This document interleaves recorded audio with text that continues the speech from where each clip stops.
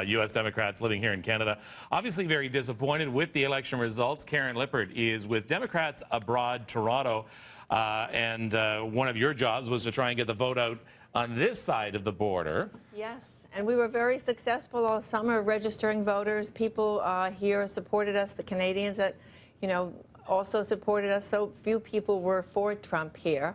Obviously, I'm devastated by the results. Not just because Trump won, but also because we don't have the House nor the Senate in the United States.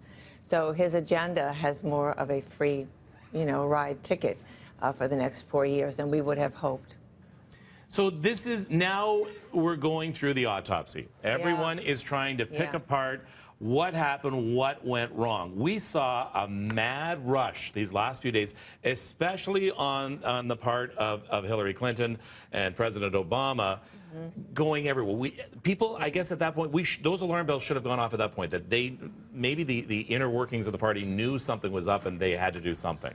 I don't know if that was the case. I think there was an enormous amount of support for Hillary among Democrats who've been activists and from the President and First Lady, who obviously have had an 8-year record of having obstructionism, and they wanted to see that their legacy would be carried on.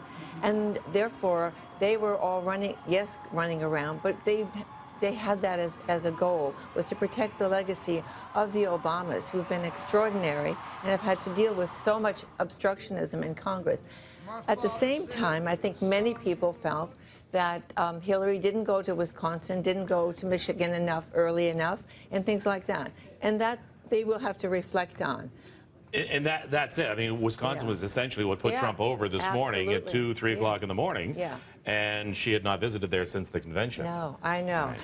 I think, though, for me, I think that the important thing is, what do people say to their children this morning? I'm getting a lot of that, a lot of those questions. What are parents going to say to their daughters?